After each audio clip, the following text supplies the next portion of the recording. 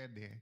Kasi ano siya Vice President siya And then kung siya ay nasa Security Council or kung siya ay nasa any law enforcement. Ang argument ko noon, if you put it in DepEd, paano pag napalitan yung secretary? Will we continue it, etc.? So anyway, I just agree with the other senators here that as we go along, let's help the public understand the difference between covered, suspicious, and usual, unusual. Para lang.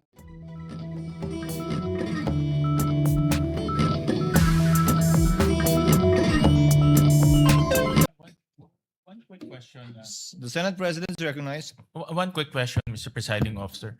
Ms. Camposano, nasabi niyo kanina unusual. Pero may nasabi rin kayo kanina in your past experience na may government organization na naglabas ng pera ganang kalaki rin. Bakit unusual po sa DepEd pero hindi unusual dun sa government organization na yun?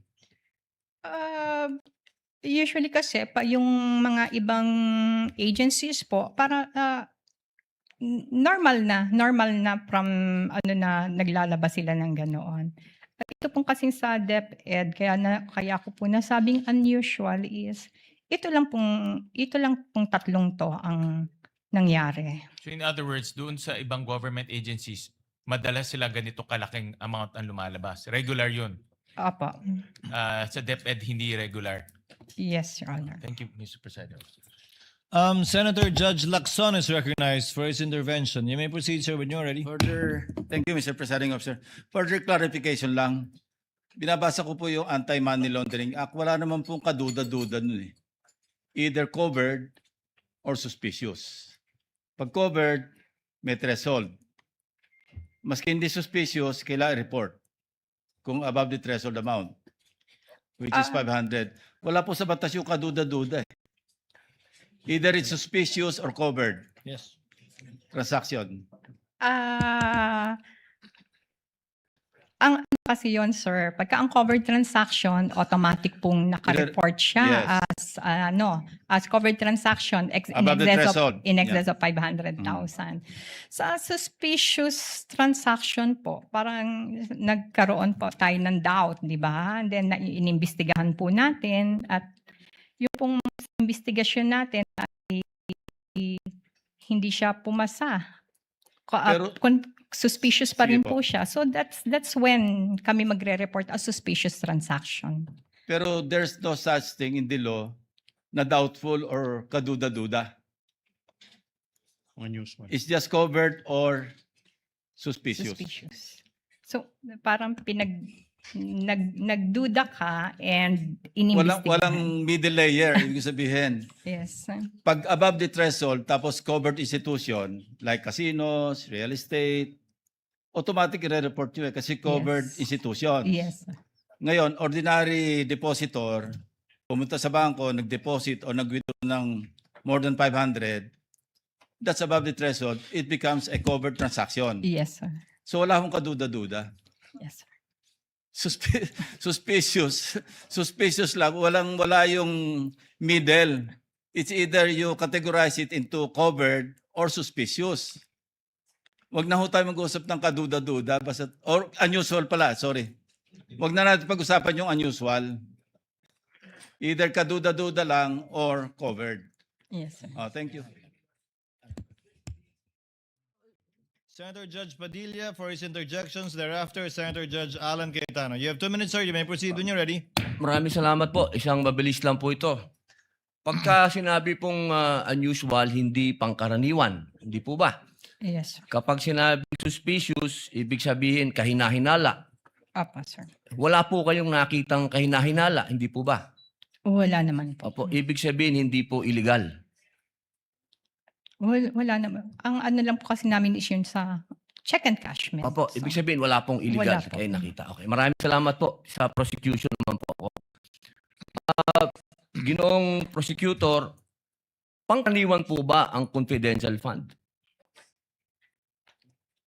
Your Honor, yung confidential fund po, sa akin pong pagkakaalam, ito po binibigay sa Pangkaraniwan po ba siya? Na ibinibigay? Depende po sa mga government agency at saka So head hindi ng po siya agency. pangkaraniwan kasi depende. Tama po. Salamat po. Thank you, Senator Judge Padilla. Senator Judge Alan Cayetano is recognized for his interjections. You have 2 minutes, sir. You may proceed when you're ready. I think most senators already clarified, but just a little bit more. Magandang hapon, Madam Witness. Good afternoon, sir. So, are you familiar with confidential or intelligence or discretionary funds? No, sir. Yeah. So, yung usual or unusual, depende kung saan ka naka-assign. Kasi for example, kung sa Malacanang ka naka-assign and parating may intelligence funds ang Malacanang, and whether, I don't know how much they usually withdraw, whether it's 25, 50, 100. So if they always do it, then it's usual, right? Yes, sir. If they don't, if it's just a one time that year, oh, unusual, bakit suddenly, right? So whether it's you or the previous witness, ang tinatanong lang namin kung usual sa branch nyo. Di ba yung in your case kasi you've been assigned to different branches handling different agencies, but not all agencies have confidential funds. So Yes. so yung pag tinanong sa'yo usual, you're just being honest kung again, kung if it's usual or not usual or unusual, right? Yes, Or sir. put it another way, di ba? If you're a kind of person that you love everyone, then I'm first time ko pumunta sa branch mo, I love Alan, then it's usual. Di ba? Sabi nga ni Tom Jones, it's not unusual to be loved by you. Di ba? Kung yun yung usual. If you're the type of person naman that you don't like anyone, then suddenly I go to your branch, sasabihin naman ng mga tao doon, ma'am, medyo unusual, ba't mo nagustuhan siya? Di ba? So I think yun din yung isang clarify ni Senator Tulfo, ni Senator Lacson, etc.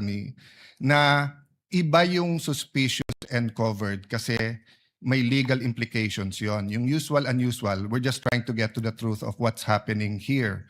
So the other point what I want to make is that siguro sa prosecution ko na to itanong dahil we're all legislators here, Honorable Chua, no? Is it usual for DepEd to have confidential funds? Your Honor, I believe that this is the first time that Yes. DepEd received confidential Yes, funds, Your in Honor. fact, here in the Senate, in caucus, ako lang halos ang nag-object. I think 2 lang kami o 3. Ang sinabi ko nun sa chairman namin ng Committee in Finance, if the Vice President needs that amount, let's put it all in OVP, same amount na nire-request niya kasi at least dun usually naman talaga meron kasi nga, or pwede, kasi Vice President siya eh. And then kung siya ay nasa Security Council or kung siya ay nasa any law enforcement. Ang argument ko noon, if you put it in DepEd, paano pag napalitan yung secretary? Will we continue it, etc.? So anyway, I just agree with the other senators here that as we go along, let's help the public understand the difference between covered, suspicious, and usual, unusual. Para lang walang conclusions that are made that are prejudicial to either the prosecution or the defense. Thank you. Thank you, Presiding Thank you, Officer. Senator Judge Cayetano. There being no other senator judges who wish to make interjections, Ms. Camposano, you are excused, ma'am. Thank you very much for your time and your cooperation. Salamat po sa inyong pakikilahok sa pagdinig na ito ng impeachment court. You are excused, ma'am.